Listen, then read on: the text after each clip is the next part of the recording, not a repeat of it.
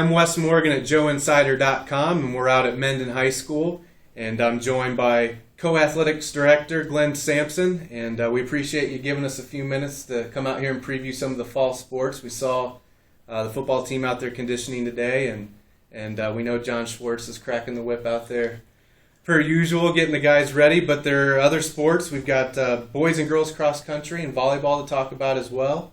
You're getting to the point now where things are literally heating up, but you've got a few weeks until the action begins. So how'd the off season go, and I guess what are some of your expectations moving into 13-14? Well, we have our cross country teams. I think are going to be pretty good. I think we have a lot of seniors. They're going to be on the boys team.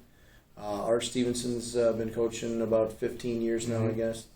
And so I think they should have a pretty good, solid team coming back. Joe Gale, Zach Darmafall, two of the front runners right there. Girls team, they don't have major numbers, but I think the girls at the top, Jenna Griffith, Lauren Sampson, there are a few that are going to be leading the way, so that should be a good, solid team. So hopefully they'll stay healthy and they'll make another good run. The boys have had a couple really good runs the last 4 or 5 years, so they're going to try to keep that going, and hopefully the girls will get back to some wins. Last year, the girls volleyball team made it to the Class D semis, where they fell to Beale City in 4 games. I don't know much about the volleyball team this year. A lot of those girls coming back? Yes, we only had 2 seniors. One that primarily played, Amanda Lovell.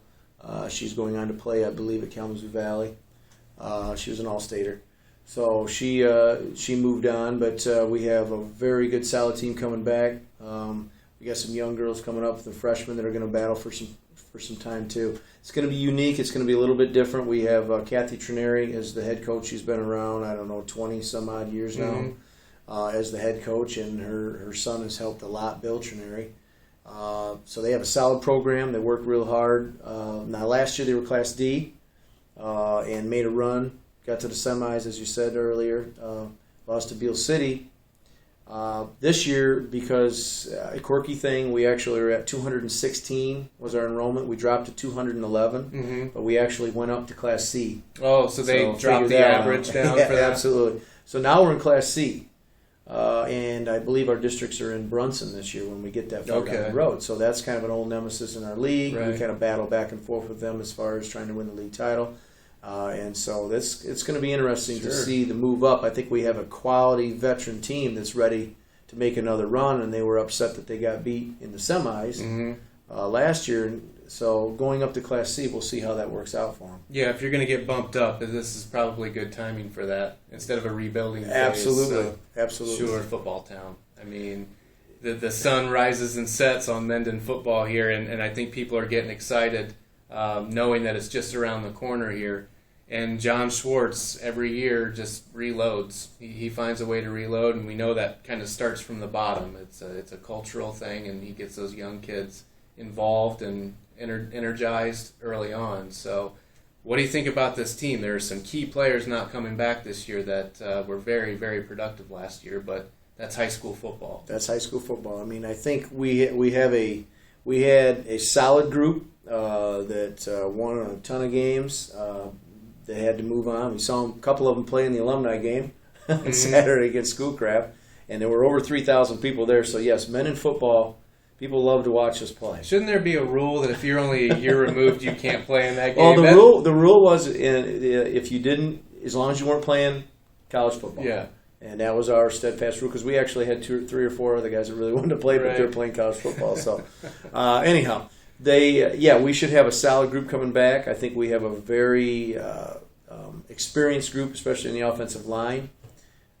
We have to find a quarterback. We've got 2 or 3 guys I think that can do it between Robert Riley, Jordan Medich, and Parker Cup. It comes down to, can we put the right parts together to make the best team? I think we have plenty of parts, and it's just, as coaches, you got to try to figure out what's your best combination to give you the best shot of winning. Expectations are always high. We have a good, solid schedule again this year. We actually have some home games. And anybody that watched us play last year knows that's huge. Last year we had 3 home games, and that was it. This year we have 5, so we're kind of back to where we're supposed to be. We do have a couple long trips. We're kind of excited about our last game of the year. We're playing at Mount Pleasant. We're playing Mount Pleasant Sacred Heart. We're playing at Alma College. So we'll be on their turf the last game of the year. So it should be a good, solid test for us across the whole season. We got Buchanan coming to town, Class B school. So, can we put things together? The expectations are always high. We expect to win every time we hit the field. The kids play hard. They work hard, as you saw tonight. They're out on the track working hard. So hopefully, barring injury, we can be one of those teams that people expect when they see us come out there on the field. You touched on the scheduling thing. Some of the other SJV coaches and ADs I've talked to recently have all agreed that it's been really tough to fill those games with only 4 teams in the league.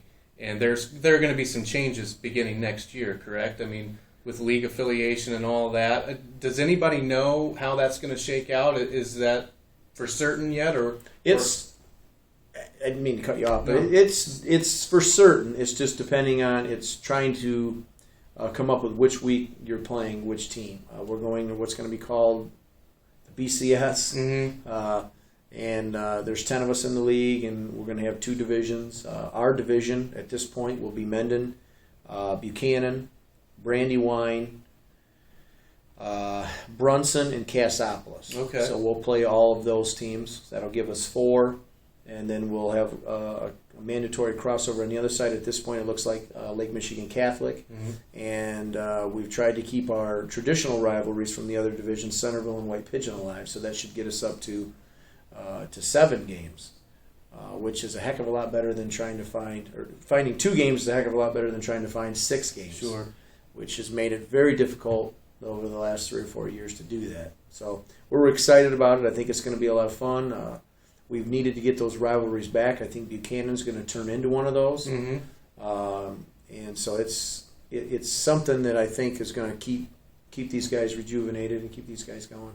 Was it a little bit easier for Mendon to schedule 6 games because you're Mendon and people, you know what I mean? Like there's you carry some weight there, and I'm sure if people have an open date, it might be enticing. But it also, do you want to play Mendon? Well, it's been a lot tougher.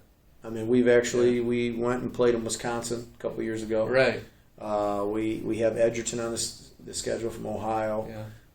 We've played, Puama, Westphalia. We've played Fowler. Fowler's our game number 1 again this year. So it's made it tougher because the 6 wins and you're in the playoffs has made it more difficult to try to get people to stay on the same page. Mm-hmm. And then when our league fell apart, we lost 2 great rivalries in Constantine and Schoolcraft. And you'd be shocked how many people ask, well, how come we don't play them anymore? Why don't we play them?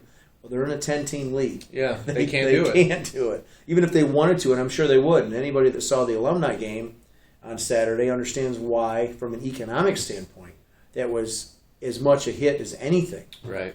So, we'll do the best we can, and I think the following year when we get into the BCS, I think that's gonna help us out a lot. Cool title name, but now the BCS in college isn't going to exist anymore, so you'll be the only BCS. We're the only one.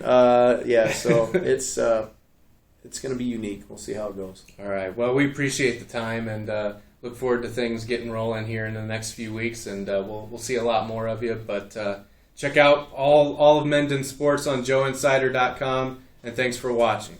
Thanks.